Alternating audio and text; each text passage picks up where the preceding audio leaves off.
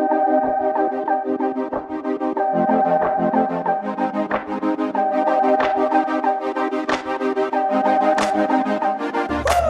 I'm the program director. Yeah. Up here. I've been here since November of 2024 is when I came back to here. I actually fell in love with CLCC. I went through the Foundry in 2012, but Yeah. when I graduated, I came back here for a year and a half and worked a nighttime gig and served here, cooked dinner just 3 or 4 nights a week, Mm-hmm. you know, and worked a job during at night, you know. So gave me time to do something, and that's kind of where I fell in love with CLCC and the Foundry. You know, it's all one, but yeah, this place got a special place in my heart. So Yeah. So what does your kind of your day to day look like here, man? oh man, it could go from helping write grants to finances. You know, over here's a little different because we don't have a staff for like our kitchen. Yeah. We don't have a staff for we have a accountant, but we don't have somebody that's just watching your finances. You know. So you kind of play a lot of hats here. We got 5 staff members. That's one part-time driver, full-time driver, property manager, and then a counselor / program manager. Yeah. No, day to day it could be, you know, some days I teach classes, financial classes during the day for people that work at night. It could be being the bad guy, which is probably the worst part of my job, you know, having to tell somebody to leave, you know, but you know, we got to keep the culture healthy and happy, you know. So Yeah. it's definitely my least favorite part. Yeah, But, absolutely. my favorite parts are when guys come back that moved out and got their own place and they got a car or vehicle and they just come back and say, hey, I just wanted to come say hey, and you know, that's probably the most joy. That's the end of the day. That's what keeps me going. It keeps me because you see so much negative. Over 12 years, I've seen people come, go, pass away, you know, and it's just, man, when you get that one person, it's kind of like golf, you know, you get one good shot, they're gonna come back and play. Yeah. You know, I may not hit a good shot, but if I hit one, then I'm gonna come back and play, you know, Yeah. so that's what keeps me coming back for sure. Yeah, man. I wanted like you talked about culture, man. And I don't know if you can necessarily articulate it, but like what kind of defines the culture here, man? I think we're definitely faith-based, Mhm. you know, so I think if you're wanting to be the fruits of the Spirit, you know, love, joy, peace, I think it starts at the top culture, which is my boss, the CEO, and me watching him and watching how he does things around his life and his work area. I try to bring that here, and I think that sometimes I have to ask people to leave or ask people to do things because they just don't fit our culture. Mhm. It's not that they're not doing recovery right their way. Yeah. But I think if you have, I mean, you know this, if you have one bad person here that's really negative, that's talking, well, it's going to take the culture from a place where we like it to be Yeah.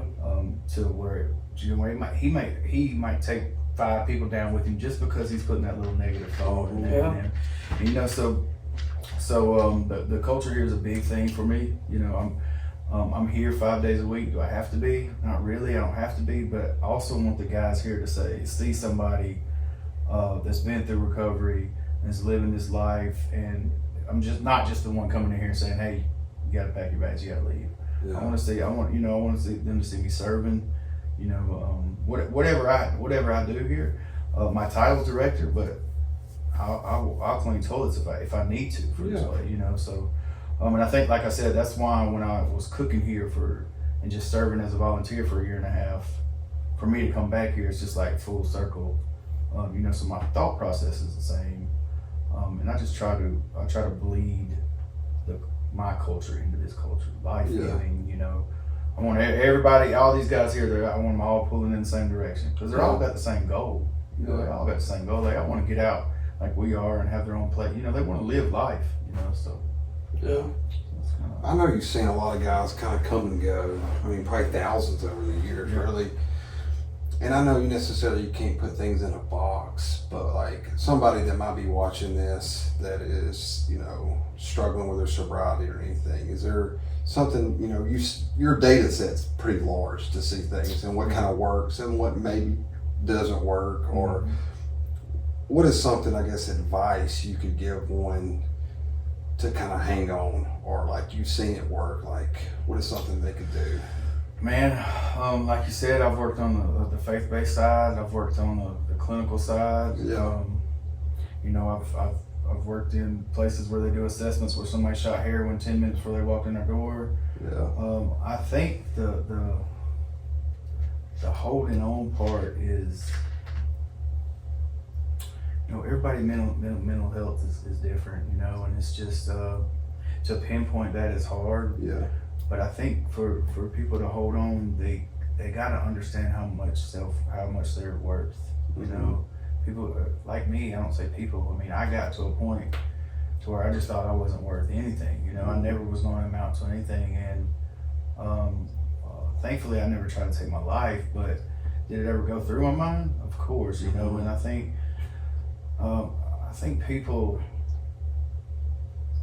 people need to. The stigma's so bad on recovery, on people that are in addiction. So trying to take grasp with your mind when you're in that place, saying, hey, if I do call somebody, they're not going to judge me. They're not going to. I think that's where we need to get away from. I mean, in my opinion, honestly, Jesus is the reason I'm here. He's the reason my recovery is good. But sometimes Christians make it so hard for people that aren't Christians to call because they think it's a moral failure. And I think, like, if we can just be Jesus, try to be like Jesus, you know, as far as, what I mean by that is just being there, just listening, you know, saying, hey man, I'm relating to the person. You know, if you can call somebody that you know that's in recovery and you're at this place, like you're saying, I think that calling somebody that's been there is going to be a lot more loving than calling somebody that's never been there. And y'all know that. You know, so it's hard to talk to somebody that's never been there because they're gonna say I understand or I understand what you're going through, but really they don't. You get more questions and than answers. And I'm even careful about that, you know, because sometimes I never shot heroin. I got a lot of friends that did, but I can't say, hey, I understand where you're at if that's what they're doing, you know. So, but I can understand their life as far as their capacity, where their worth, you know, and so yeah, I think, you know, it's hard to pinpoint it, like you said, advice, but I think just picking up the phone and trusting another human being, because it's hard for us to trust people, man. It's hard for us to trust people, you know, trusting somebody that's been through there, been through it, you know. So that would be my little advice, you know. Yeah, you know, and I know it's so hard to, again, I mean, one cannot just sit there and say do X, Y, and Z.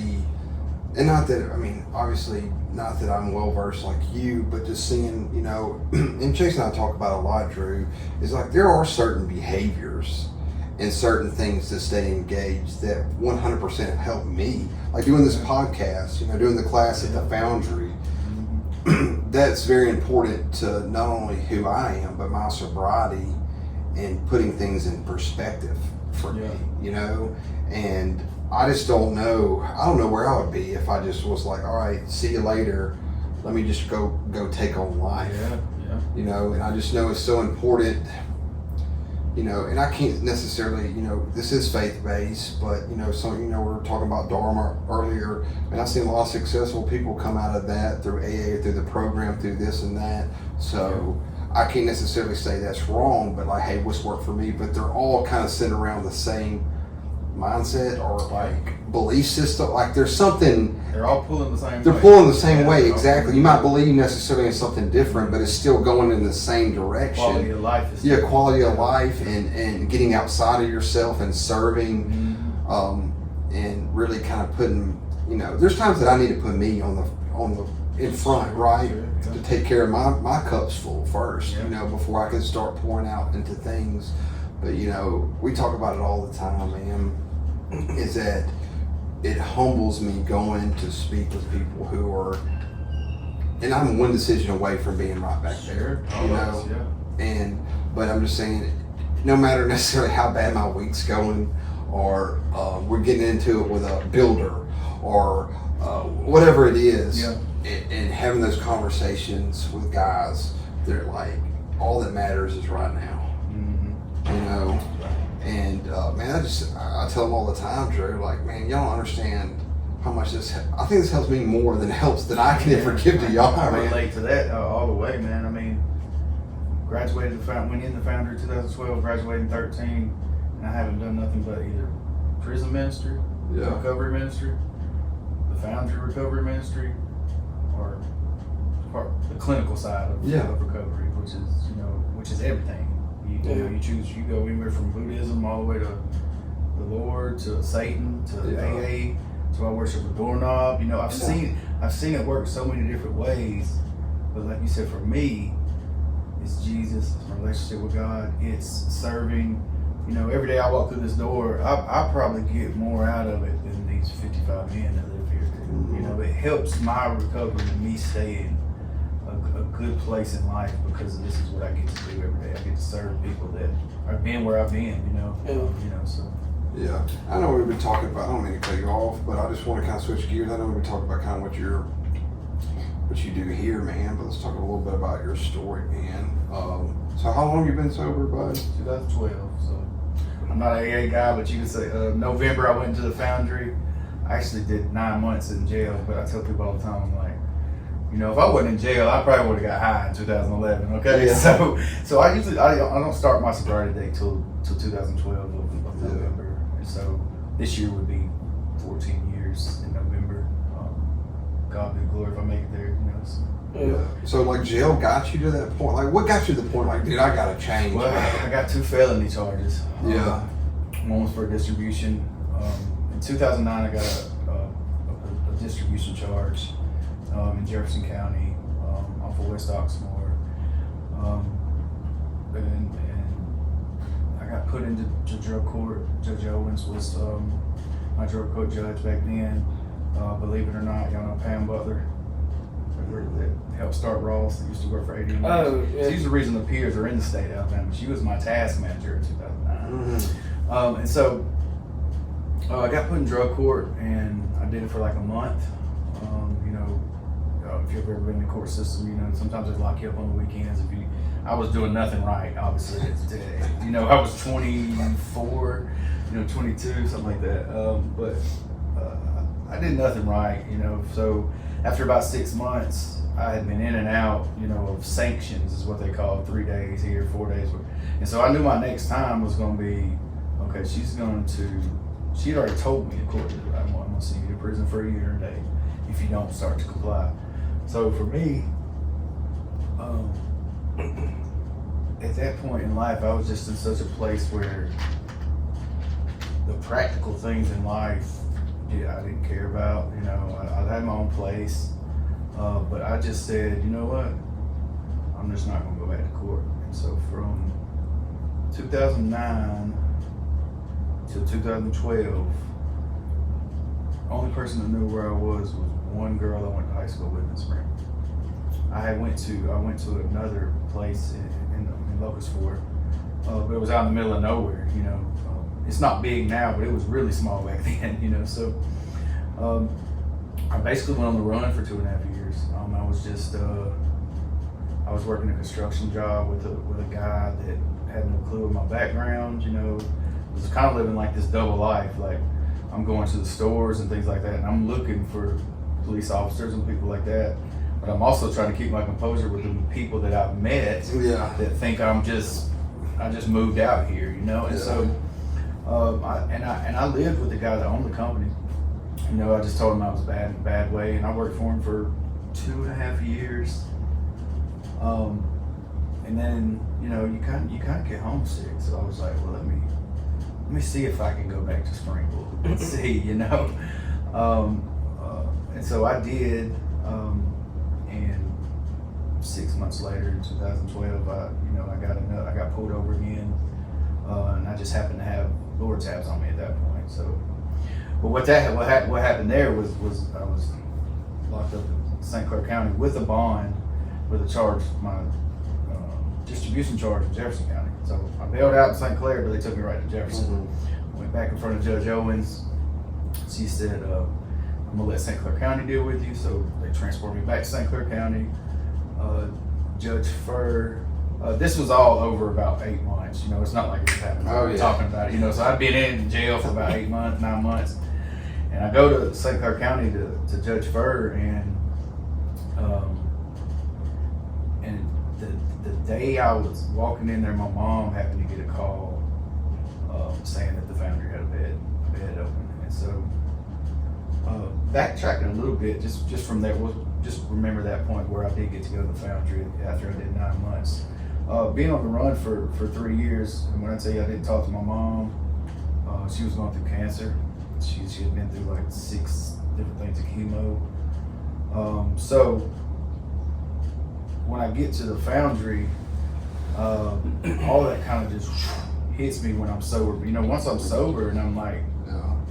what have I been doing? I hadn't talked to my mom. You know, it's the first time my mom seen me when I went to the Foundry. They took me to the Foundry from jail. And when I saw mom, you know, obviously emotions, crying, just because I never known my dad. You know, the first time I've seen pictures. Him and mom got divorced when I was 6 months, and so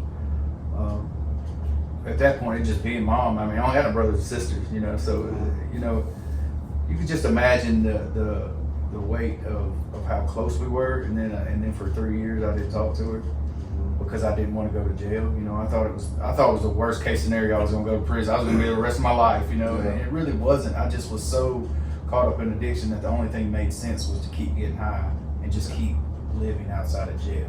Surviving is what I was doing. You know, so the first time she came in and saw me at the Foundry, it was full of emotions, man. It was shame and guilt. Just was she like that? Not at all. You know, my mom had a heart of gold. You know, so that's kind of where my new story began. You know, from all the legal trouble, things like that. I mean, I could go down a line of different kind of court things I've been in, but I just, you know, I don't like to glorify that stuff. You know, I've been in a lot of grand jury trials for murder, self-defense I got, but those things I don't like to talk about now. I will, as you can see, I got a little overwhelmed then. You know, it's emotional for me, man, to know things that I used to glorify are just things that I shouldn't be sitting here right now. You know? So I am, and to take it on the brighter side of things, you know, me and mom, we finally started talking. She still obviously got cancer. She's going to, mom was a strong woman. During the Foundry, she was doing chemo Friday, Saturday, Sunday, and still teaching school Monday through Thursday. So she was a very strong lady. She still lived in Springville. And to be honest with you, man, after I got my relationship back with my mom in the Foundry, after, you know, the first month and a half, you don't get visits. But Pastor Dave was actually the program director back then before Jackie, you know, Tawana's husband. Oh, okay. Yeah. So he allowed me to let mom come before I could really get a visit, because I said, look, I ain't seen her in 3 years. She knows I'm here. She knows I'm safe now, but I've been in jail for the last 9 months. Like, is there any way? So she got to come, and that was cool. But then after I started being able to get weekend visits, because I was furloughed there, so I couldn't leave. I couldn't go on pass. Technically, you're still incarcerated. I'm still incarcerated. You know, I had to work at the actual on the Foundry property. You know, for the first 6 months. And then they let me go to the store. So it was a gradual process. I didn't take my first pass till about 8 months there. And that was just because they finally approved it. But once my relationship with my mom got back to where it was healthy again, you know, somewhat, where I was talking to her. Back then, you went, phase 3 was like 6 months maybe. I think phase 3, you know, now it's a lot shorter program. Yeah. Until like 6 months I was there, I still, in my mind, I was still thinking, well, I'm just gonna do what I gotta do. I'm gonna get this charge, you know, do what I have to do to make these charges go away. not go away because I was already convicted because I ran so long. But Yeah. I'm gonna do what I have to do to get off probation and papers, and then I'm gonna go back out and Do it. continue what I was doing. And so my 6 months happened, and I got put on a restriction, which was 8 weeks at the Foundry, and I had a choice whether to dismissed or be on 8 weeks restriction, which is dead time. At that point, I said, well, I'm not going to jail. I can sit in the Foundry bed a lot better than I can sit in jail, you know. So I did that, and it wasn't really until, I can tell you, it was week 6 of forgiveness of. Now it's the Freedom Group. It used to be called Life Groups back then. They were Church of the Highlands. God wrecked my life. You know, I found forgiveness from my father that I'd never known. Forgiveness for myself was the biggest thing.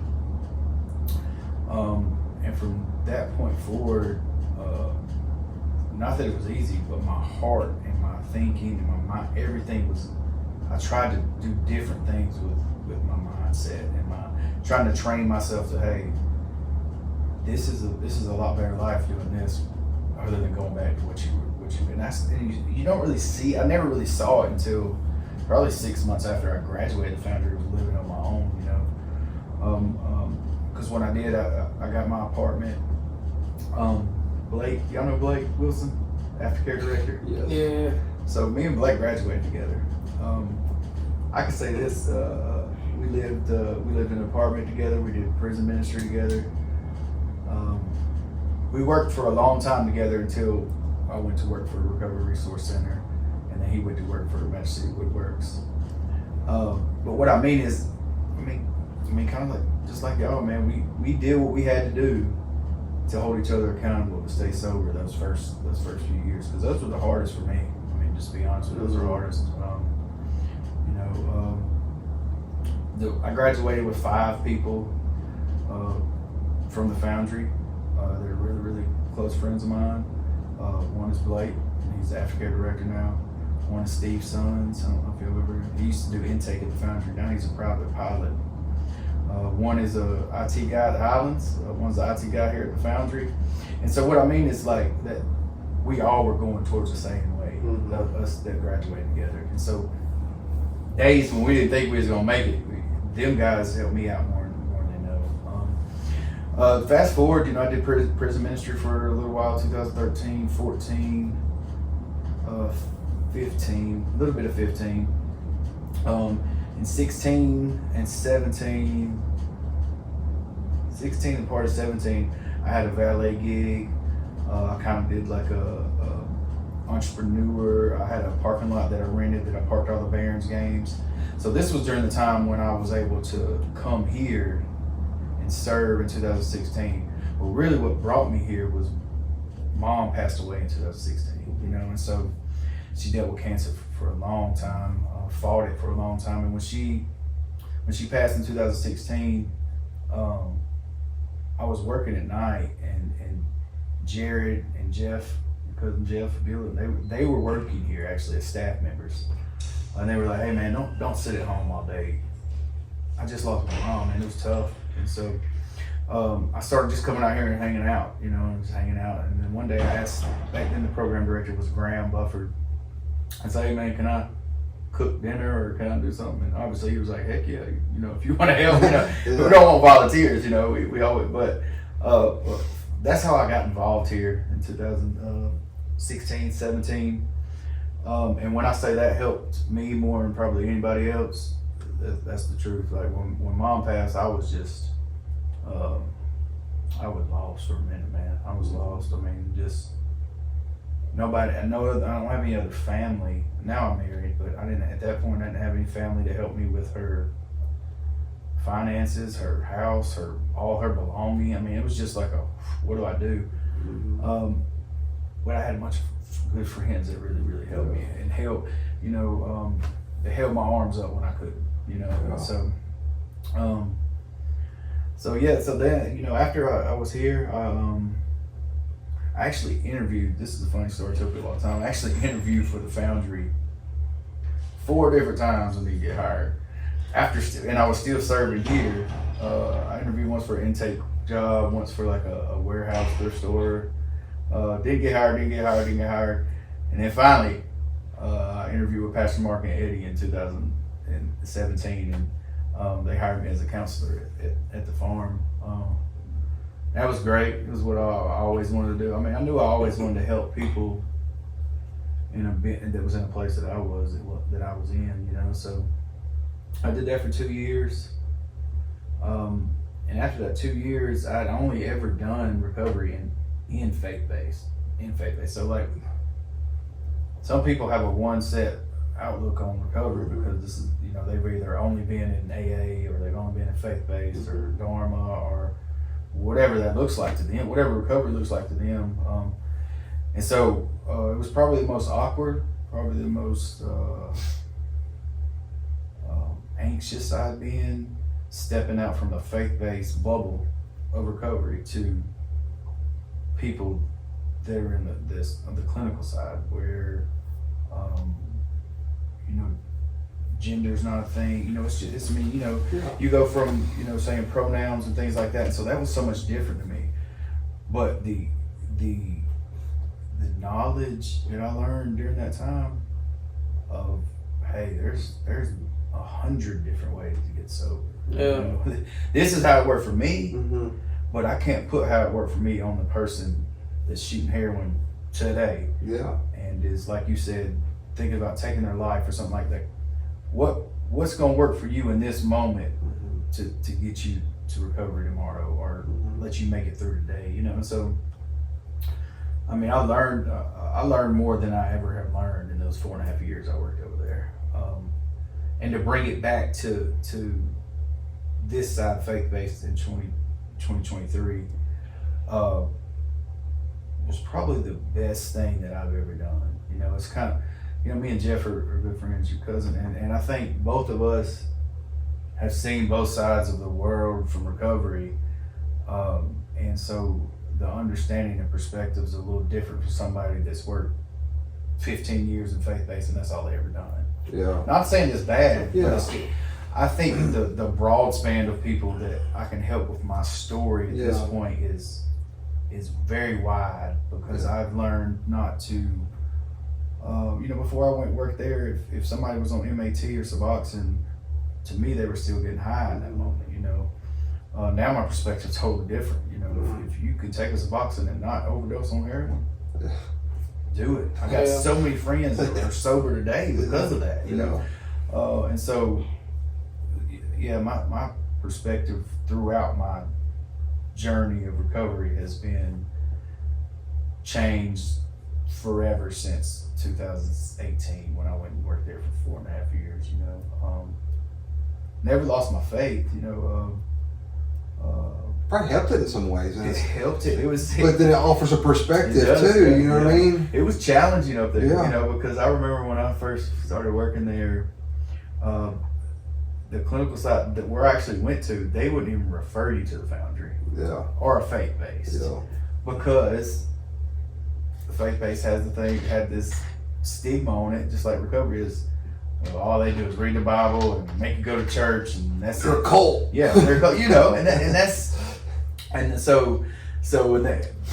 it was, man. I had to tell them, like, hey, that's not how it is. Yeah. Me and Jeff went to work there, and after we were there for about a year, they actually started referring people to the Foundry, you know, because they had never, just like somebody from faith-based, this is a perfect example, somebody from faith-based like us, for a long time, I never saw it work for anything but people that went through the Foundry. Yeah. So I thought that was the only way. And so just like the people on the clinical side, even though they might believe in Jesus and have a relationship with God, they had never seen somebody come out of a faith-based recovery program and do life and like work and like get back into what you do. And so for them, as good as it was for me to work there, it was just as good for them to see somebody that works it, you know. So because we're all pulling in the same direction, man, you know, and it's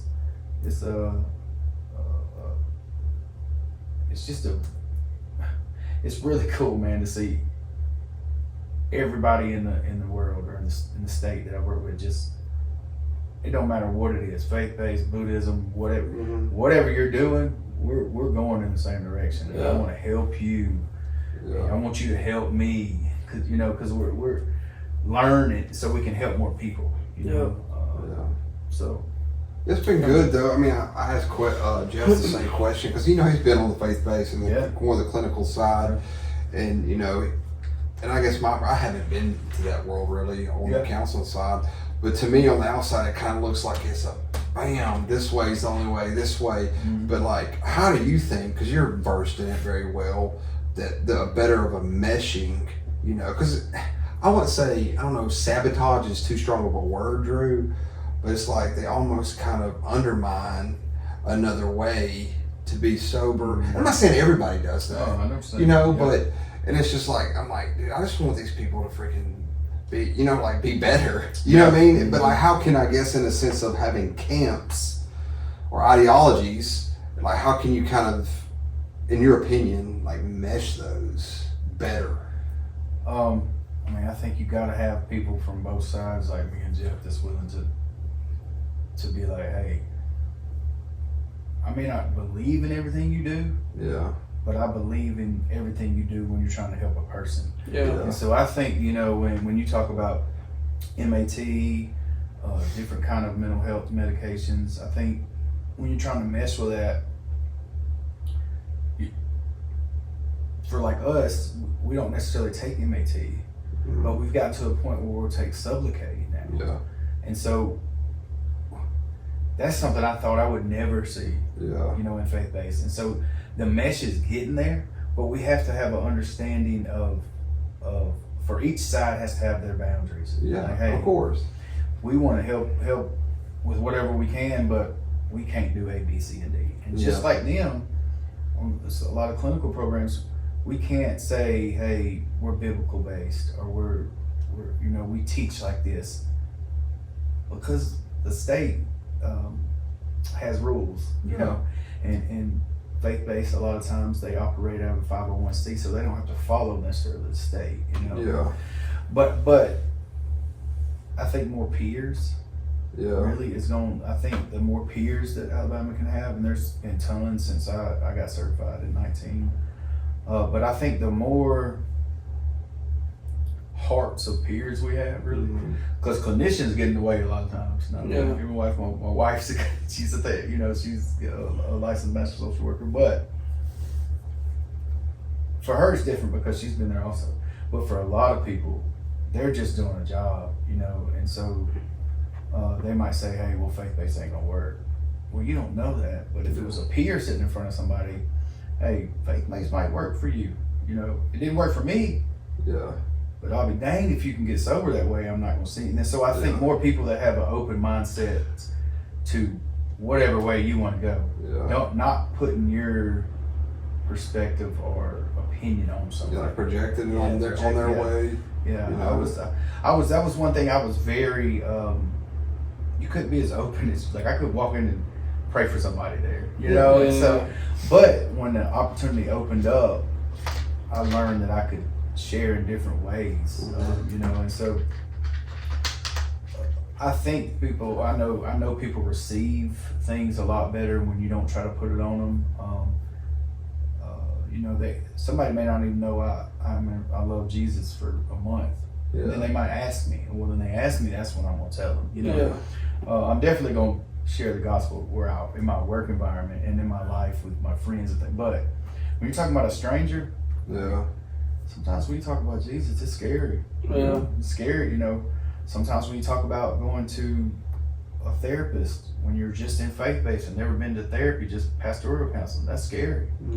So I think those two dynamics, trying to help the person whichever way you can, help them the way they want to go. And so meshing, I think, is just the more people we can have that have the understanding of both.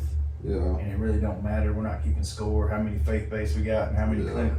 Like, I think that the more people could just say, hey, we just want to help this person. Whatever their background is, I think that's the mesh you got to get to, Doctors and clinicians, they already have a play in it, but them doctors, they love them metrics though. They're like, oh, okay, what percentage? Jeff can tell you this, man. When you're in a ER room, like if somebody comes in off the street in some kind of addiction, whatever they're using, whatever, like doctors have asked Jeff about things more than they have Yeah. the licensed nurse or the nurse practitioner, because they don't understand what this person's going through. Yeah. They don't, you know what I mean? So like, why is this person acting like this? Well, sometimes a doctor, they just tell you what they studied for those Yeah. 8 years, you know, like Yeah. they can, but a peer can tell them, you know, that life, you know, and so like y'all can tell them what, hey, this is what's actually going on. Yeah. This is probably the best thing to help him, you know. So yeah, the meshing is just, I think, more people that are trying to just help people and understand, you know.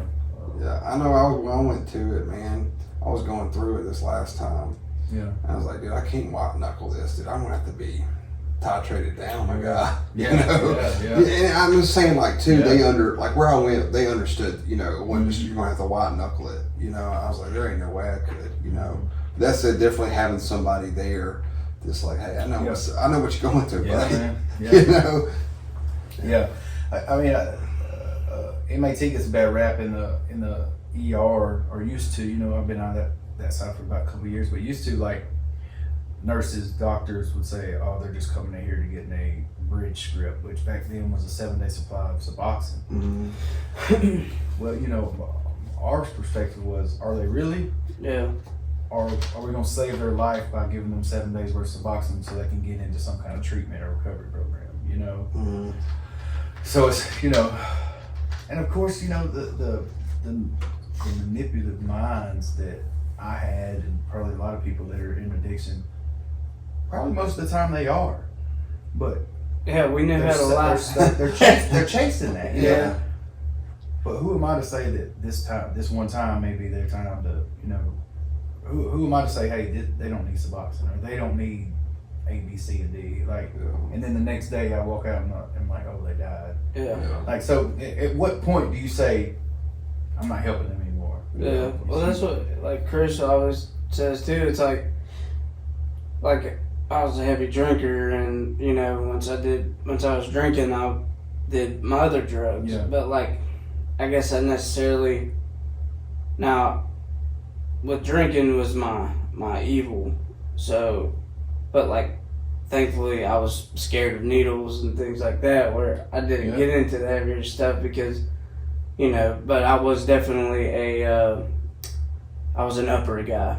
I Yeah. didn't do the opiates and stuff. So, but with what I've learned from Chris and everybody that I've met with, like, opiates and things like that, like, they're gonna find a way to get that, you know, Yeah. to not feel sick. Mm-hmm. So, like, if you can, like you said, mesh together and help, like, and have that peer be like, no, that will help them. Yeah. They're not just. Now, if we don't help them, they're gonna run to get something else Sure. that's gonna kill them. Mhm. So why not help them? This isn't gonna kill them. All right. So why not help them in any other way you can, you know? Like, that's where I think by doing this podcast and talking to clinical people and people like that, like with Suboxone, everybody hears that word and like, you know, and it's like, Mhm. yeah, people can use it as a crutch and things like that, and like that's what they're just using it for, is to get high, I guess. Yeah. But in a way, like, if you look at it and you understand it, it's like, well, they're not gonna overdose. Mhm. So in reality, man, like, it can be a good and bad thing, but like, you also have to have those peers and like hopefully get them to an understanding that you need to get off this, because I mean, I know I've seen people coming off Suboxone, it's worse than coming off Yeah. fentanyl and heroin and stuff. So like, you know, it's like, where's that point at, is like to help these people to understand that really you're not harming them, Yeah. you're helping. Yeah. So, But and too, like you made it good. It's a slippery slope once you start Yeah. getting on that, man. You Yeah. know, and where do you draw the line of like, is this helping them more than hurting them, or is it hurting them more than it is helping them? And that's just a conversation or a dilemma that I don't even know if we're ever going to really have the answer to. You know, because I mean, at the end of the day, if I was dope sick in a hospital, and I'm not advocating this, it was better for you to go ahead and give me some fentanyl or some Dilaudid, than me freaking, Yeah. I'm out of here, and then go overdose on the. And I know that's crazy. People are like, you're gonna give him drugs when he's coming off. I'm like, at that moment, like when That's you go, gonna make you feel better. that's gonna make me and like kind of get me through, to the treatment and everything else, man. Yeah. And I know that I'm not saying that's all the right way, but I'm saying in that moment when I was that sick, man, like giving me an opiate because I was so sick, Suboxone wasn't even touching me, man. That's how it's becoming, man. So strong, Yes, it wouldn't even touch it. And luckily, I had some people saying like, this is what I need right now. If you want me to stay, I'm not trying to manipulate this. Like, I'm going to leave. That's how bad I feel. Yeah. But again, I get it on people, on the other side of things in a sense, like, hey, we're giving you drugs to do this. Like, is this helping them or harming them? But I just don't know if the dilemma, man, it's just, I guess that's the huge hang up on, addiction. Because whether we believe it or not, people have been alcoholics and abusing substances since, we've been on here, one way or the other, and just studying it in our day of age, I don't really know if there is or what the best way is, but where I think we're moving closer and people are hitting, you have a bunch of more hammers now hitting this nail than before. Yeah. But again, I don't know, man, and I guess that's one of the biggest reasons it's helped for not only for others, but biggest my thing me of like, it's just my human nature of wanting to understand, like, why did this have such a freaking hold on me? Yeah. Yeah. Like, why did I sell my soul to this right here? Yeah. It was the feeling at first, but then you're just working like Chase was, not to be dope sick. I was just running away from dope sick. It's not even fun. You know that. Yeah. It's no fun anymore, man. Yeah. And I'm spinning. You can't do all this stuff, but why did I give that to the power of that? And like, I don't really know the answer, And we talk to psychologists, and they'll give you some psychological, Sure. Yeah. speech about it, or you'll talk to a doctor and they'll give you some doctoral speech or medical or recovering. They'll do that, but like, I don't know, man. And I think it's very important. My perspective is very important to have conversations so we can start drawing in different perspectives on this, and people coming to the table not only honestly, but like open, like ready to have a real conversation about it. From a political aspect to a local governmental, to a place like the Foundry that are just helping this community. But it takes everybody in a sense of it. You only can necessarily. I'm not saying this in a bad. Like, the Foundry is only just the Foundry. Right. They have to draw on a lot of other things to be capable to do what y'all do, man. Yeah. And getting people on board with that for I don't know, to I guess, because it's an epidemic, man. It really is. It's not like a war. I don't know, tens of thousands of people have died over the past year, right? If they would have died in a war, I'm not comparing this to a war, but what I'm saying is like, that's how many people are dying from this alone. Not only suicides and drunk driving, but just overdosing. Yeah. And for that, again, I say all that like, I don't know the answer to these things, but I know we're never going to find the answer if people just don't start saying like, hey, look, this is where I'm at, this is where I think we need to be, and then start getting people to the table so we can start figuring out this problem. Yeah. It's interesting, and it's hard to. It's kind of like the Suboxone thing. Like, who am I to say, hey, they've been taking Suboxone for 2 years, they should stop? Yeah. But they ain't shot heroin in 2 years. Yeah.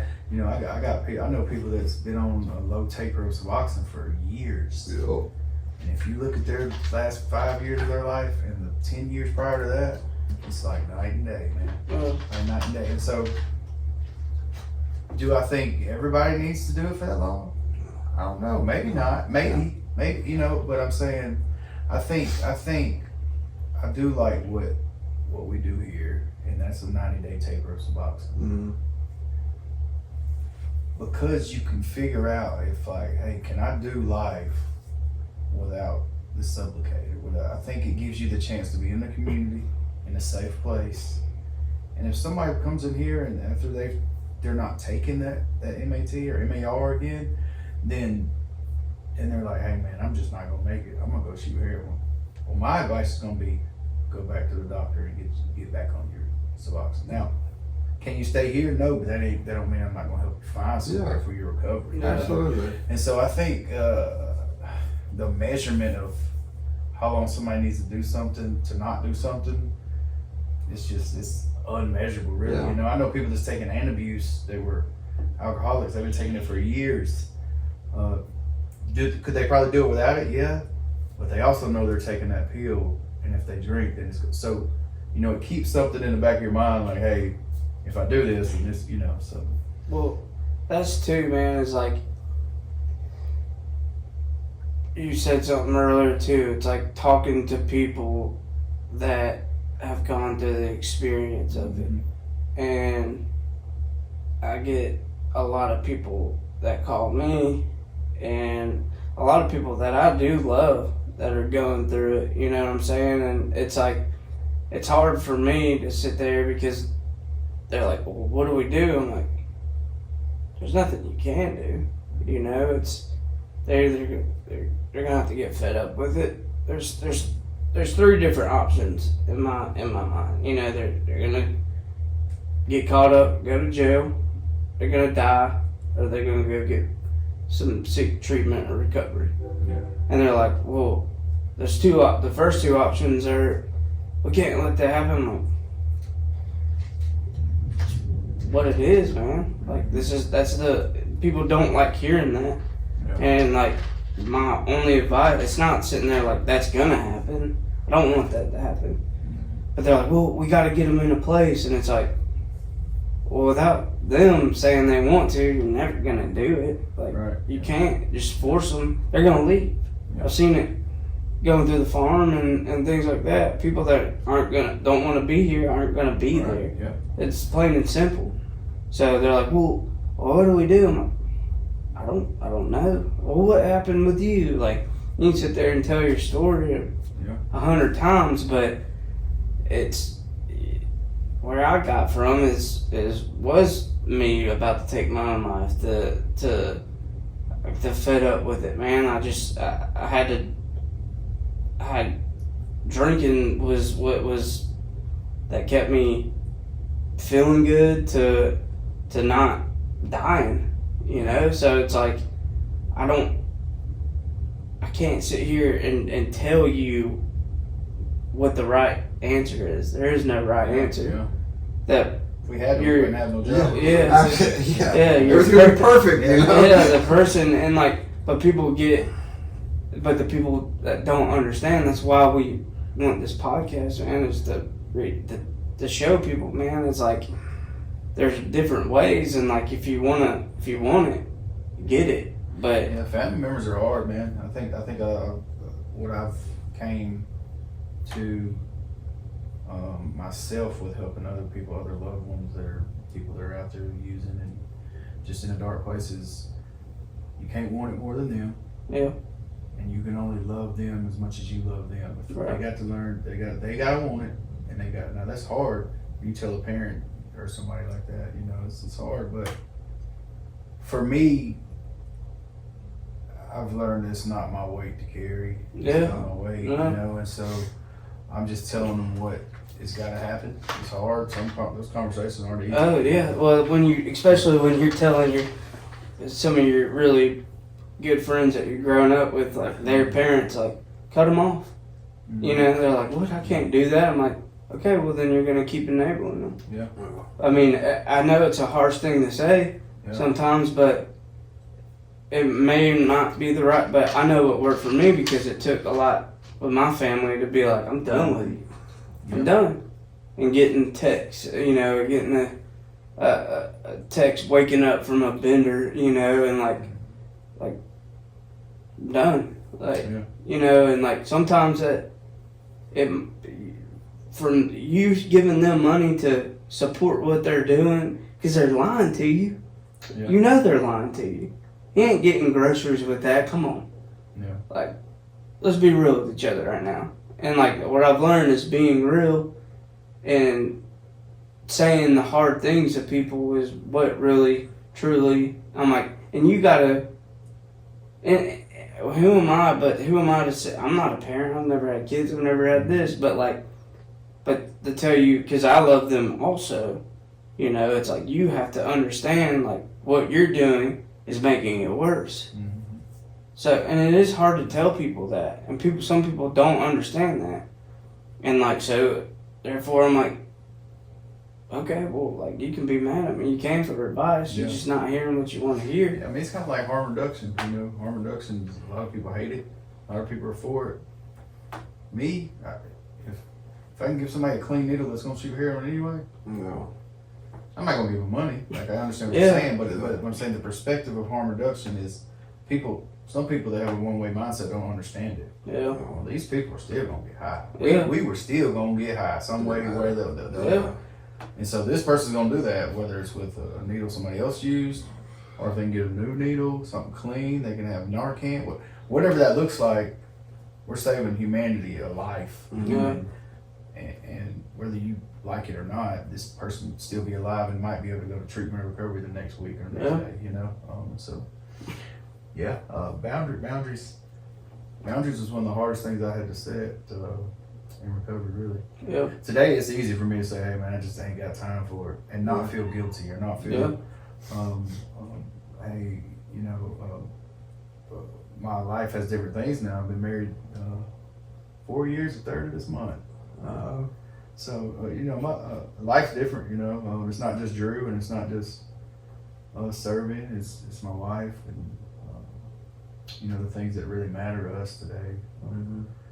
Recovery is different in that perspective. My mind, because now I look at all these things that God's restored in my life and things I've been through, and I'm like, is it worth it to go get high? At this point, sometimes it's not like it's any easier. I mean, life's hard. Life's hard as crap. You know? But it's a piece about saying, hey man, I got to look at all this. If I just step back and look at everything that I have today that I shouldn't have, do I want to go back and start over? Yeah. You know, from zero again? You wasted all that time Yeah. for you, 14 years. If for you what? make it back, though, if you can start, Yeah. over, if you have the Yeah. option to start over, Yeah, you're right. Yeah. you know. I did the one thing that I hadn't done in my recovery journey was get a pardon, and I received a full civil rights pardon last month on the 12th. Civil rights, not just my voting rights. I'm talking about just like anybody else that's never been in That's trouble. awesome, you know, man. so That's awesome. things like that make me. It's things I strive for. You know? In early recovery, people that were on the phone or something would say, "Oh, you just act like you want to help me." Today, if somebody says that to me, it kind of goes in one ear out the other. Yeah. Because like I'll help you as much as you want to help. You gotta show me. Yeah. You know, just those things. Learning not to take stuff heavy hearted and carry stuff. Now stuff. I mean, this job's weighted. Just as you know, I mean, it's always you always gonna have people that are overdosing or lost their life or got put in prison for the rest of their life. You know, but to understand that it's not me that has to carry it. You know, yeah. So recovery's a journey, man. It's a good one. It's a good one, man. It's a good one. Not easy. Yeah. But it's a good one. So, I think about. I mean, you got anything else? You good, Drew? I'm good, man. I appreciate it. Well, man, I tell everybody this, Drew, is you can give money, you can give food, you can give a lot of things, but when you give your time, you don't get that back. That's right. Yeah. And we thank you for your time, man. Really do. I really do mean that. But thank you for giving your story and talking with us, man. Enjoyed it. Guys, man, show Drew some love. We appreciate y'all. Thank y'all. Appreciate it, fellas.